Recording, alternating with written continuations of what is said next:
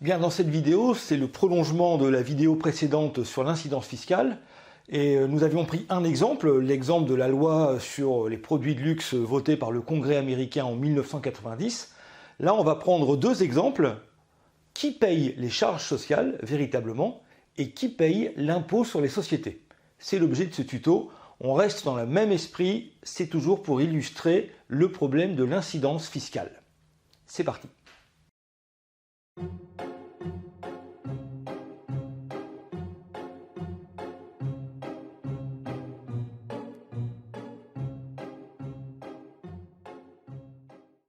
On va donc prendre un deuxième exemple avec les charges sociales. Donc là, on a pris un exemple fiscal. Là, on va prendre avec les charges sociales. Alors, si on est dans le système français, le système dans le français, c'est un héritage du système à la Bismarck, dit d'assurance obligatoire. Donc, si on prend ici en moyenne pour 35 heures de travail, 152 heures par mois, les salariés reçoivent le salaire, les cotisations employées et les cotisations employeurs. Bon. Donc en général, ce qui est décaissé par l'employeur, c'est ce qu'on appelle le super brut. Là, le chiffre qui apparaît, c'est un chiffre réel pour l'année 2019, environ 2870 € qui peuvent être décaissés par un employeur, correspondent à un salaire brut de 2050 € et un salaire net de 1600 €. Bon.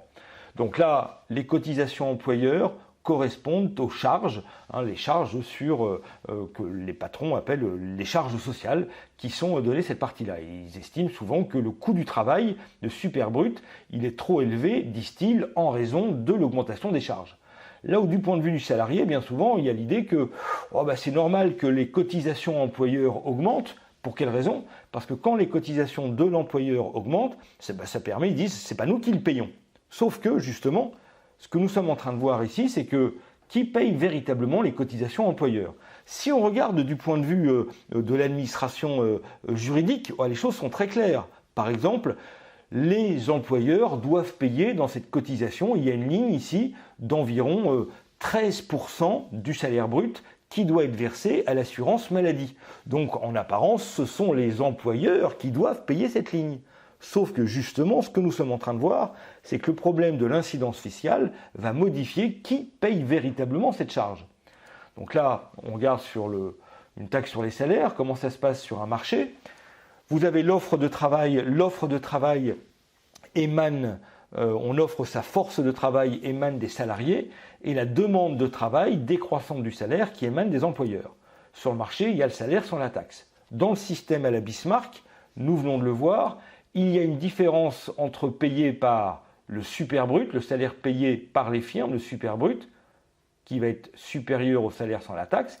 Et évidemment, le salaire net, le salaire reçu par les travailleurs, est plus bas. On retrouve ici notre coin fiscal dont on a parlé.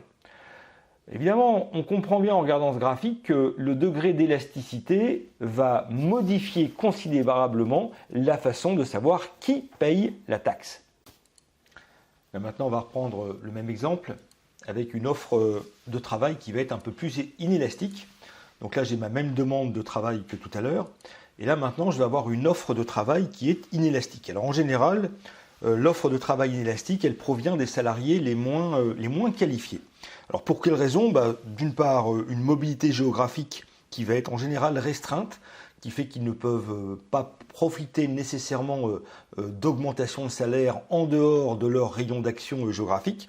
Et d'autre part, sûrement un calcul de perdre des avantages sociaux que des bas salaires peuvent avoir. Et lorsque le salaire augmente, on le voit ici sur la courbe d'offre, quand le salaire augmente, ici les quantités de travail offertes ne sont pas nécessairement plus grandes parce que souvent il y a un calcul, en acceptant un travail mieux payé, je perds d'un côté des avantages sociaux. Donc en général, l'offre de travail peu qualifiée est la partie la plus inélastique du marché du travail. Donc le salaire sans taxe, il est ici. Je reprends mon système à la Bismarck.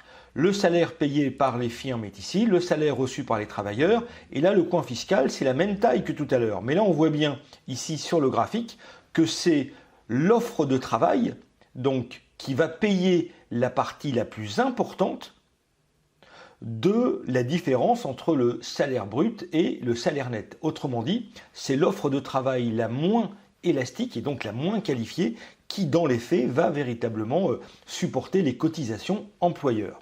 Donc ce débat sur l'incidence fiscale, il permet de comprendre par exemple quelques débats, en tout cas d'éclairer certains débats. Un exemple de débat, lorsqu'en 2013, le gouvernement Ayrault, président de la République François Hollande, a décidé de suivre les recommandations du rapport Gallois, qui consistait à dire il faut diminuer le coût du travail, ce qui veut dire diminuer le superbrut. Il y a eu un débat en France qui s'est instauré où les syndicats disaient oui, mais si on baisse les charges patronales, c'est un cadeau qui est fait aux patrons.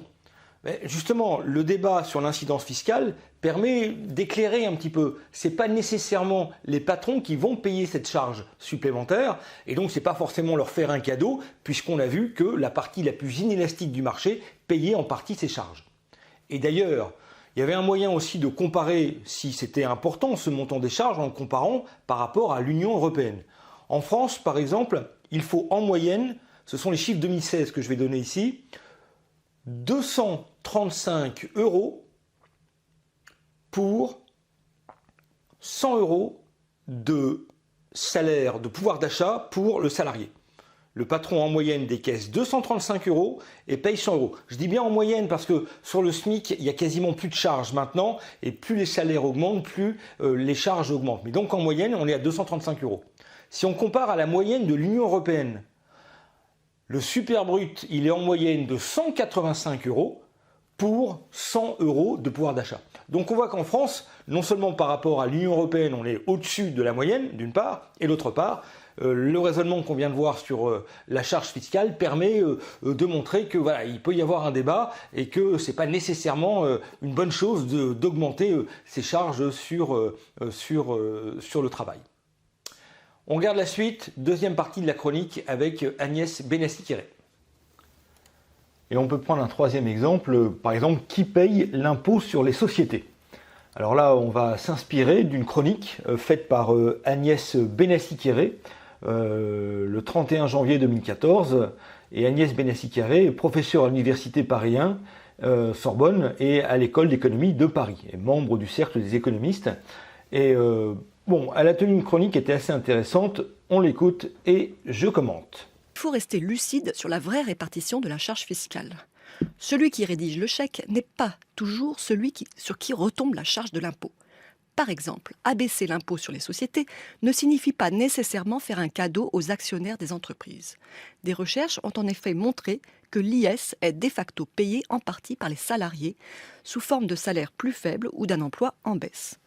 En revanche, réduire la fiscalité sur l'immobilier bénéficiera pour sûr aux propriétaires.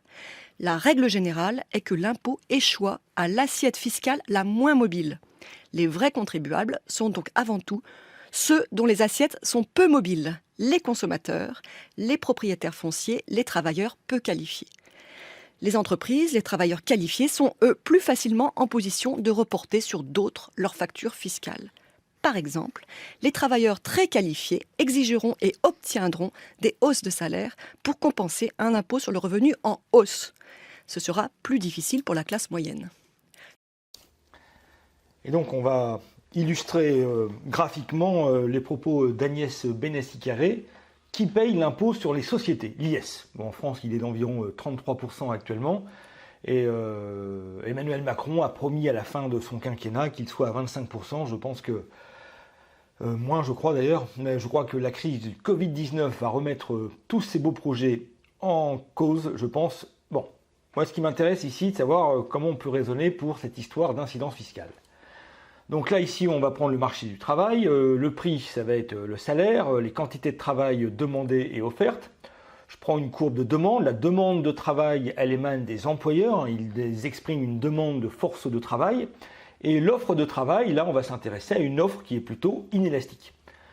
Et donc, normalement, sur un marché libre, on a un salaire d'équilibre ici, dans lequel, à ce salaire, l'offre est égale à la demande et qui donne une certaine quantité de travail qui seront échangés sur le marché.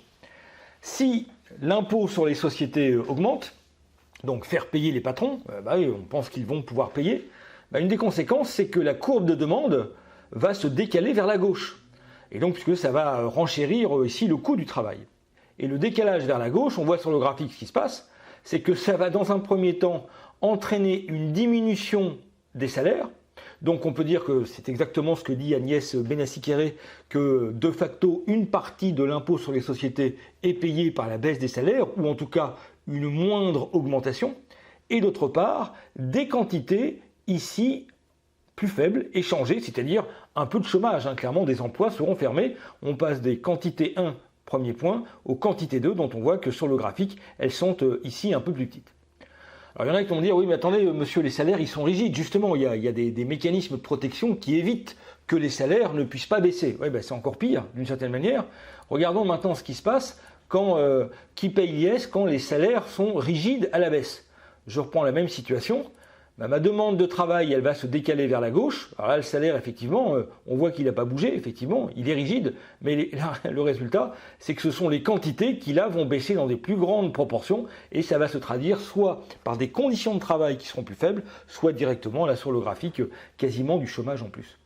Donc le bilan de toute cette analyse, c'est que le mécanisme de l'incidence fiscale, qui est souvent mal compris, ferait mieux d'être intégré quand on parle de la fiscalité, quand on parle d'un débat, et pas simplement penser que puisque la loi a dit que c'était lui qui devait payer l'impôt, ce que montre l'économiste, c'est pas nécessairement ce qui va se passer. Voilà, c'est pas celui, encore une fois, comme le dit Agnès Benassi-Kéré, ce n'est pas celui qui fait le chèque qui paye. C'est assez paradoxal.